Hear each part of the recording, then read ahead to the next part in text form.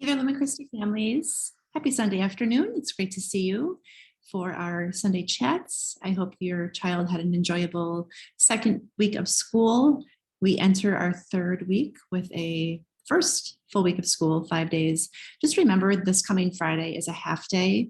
The dismissal's at 12:15. So that is going to be it was in last week's highlights. It's in today and it'll be in Thursday. Our teachers will be spending the afternoon working on our accreditation, which I'll be talking to you about in October. I just want to give you a quick update on COVID and then also on our feedback forum, which is in every one of our communications too at the bottom. It's a way for you to provide us with feedback on anything that comes to mind. We believe strongly in open transparency and communication, and a lot of our great ideas come from feedback from our families and our parents. So not too much to share with you on the COVID home fronts, the COVID updates. The mitigation plan is in today's email. There has been some clarification on just some words. I'm going to share that with you at the end of this portion. I'll talk through with it right now with you on what was clarified. No policies were changed at all, just more of a clarification. We continue to be super thankful for our families for being very, very cautious with your child's health. We feel strongly that keeping sick kids home is the best course of action from getting other students sick. So we know, and what we've seen are a lot of just 1 or 2 symptoms here with kids. A lot of runny noses, there's a lot of cough and congestion. It's also allergy season. So if you find yourself in a situation where you're not sure, keep them home, always keep them home. If they come to school with 1 symptom, they're going to get sent home. So keep them home, call your child's doctor. If there is a seasonal allergy situation, ask them to write a note, submit that to the office. We can keep that on file. That's good for 1 school year. And then the teacher knows that that child just has allergies as well. So we ask that you monitor symptoms every morning before you get your children ready for school, take their temperature, go through the symptoms, do a check, and they're better off staying home and recovering than coming to school, getting other kids sick, and then we have more children that are missing school. On the mitigation plan, I want to just clarify a couple of things. So as you saw a couple weeks ago, we had a positive child that tested positive with an antigen test. That family went to then get a PCR test, and that test came back negative. Liz Daly spent a significant amount of time with the health department for the state of Wisconsin, as well as the Ozaukee County Health Department, to look for guidance on what we should do in that situation. And both of those organizations recommended that we do take the PCR tests. And that should just be our protocol going forward. So we changed the mitigation plan where it said negative test result. It will say negative PCR test result. So we're not recognizing any other tests for COVID at this point. So please note that if you do pay for a test out of pocket, always make sure it's the PCR so you're not spending money on something that's not going to help your child get into school or know if they have COVID at all. We also updated and clarified some information on the isolation portion. And this gets a little bit tricky. Liz will help you. Liz will give you dates if you find yourself in this situation. But at the end of the day, what is happening is if you have a positive COVID situation in the home environment, we still know that that's the most likely place for transfer to happen is in homes. So with that, there's another layer of precaution that has to be taken. So if someone in your household tests positive for COVID and your children can isolate from that person, that's the best course of action that they can take. They can return on day 7 with a negative PCR test and symptom-free.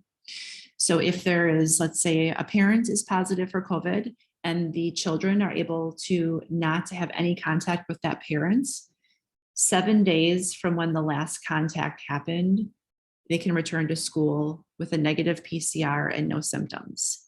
So it gets a lot more challenging when you have younger children, obviously. Middle schoolers kind of self-isolate from the family, as you've known if you've got a middle schooler, but when they're little, they just need you. you're there, they need you to do everything for them. So it becomes much more challenging. So that's the case where how that looks is the positive patient just has to go through their sort of 10-day quarantine, and you're still in contact with your non-positive or your non-COVID kids. Once the positive patient's quarantine has ended, that's considered the last day of contact for the other children. So then that's where their 7 days begin. So it can tend to be 17 days that that child will be out of school. So if you're a parent, you're positive and you cannot isolate from your kids, every time you're going to hug them or pick them up or serve them dinner, that's another exposure that your child has to COVID. So then every day sort of resets, or every exposure resets to 0.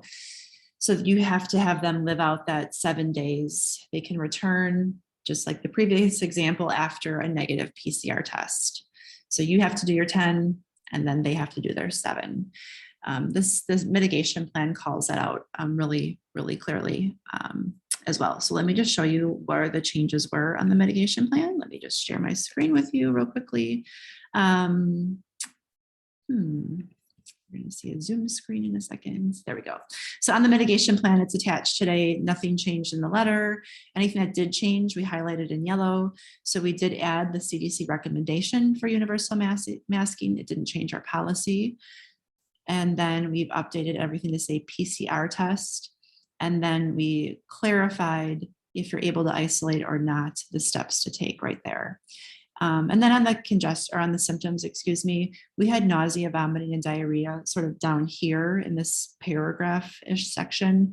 We just pulled them up to be on the bulleted list of symptoms, but nothing else has changed from that standpoint. And then last thing, thank you for those of you who are giving us feedback. I have received a couple of feedbacks in the last couple of weeks on just general things. The feedback doesn't have to be about COVID either. It can be about anything. So just note that feedback form button in our emails. It can be about anything with the school or ideas you have about things. We do ask that you leave your name. There's been some feedback given recently where there's no name given, and we ask that you leave your name. It does help us to then reach out to you.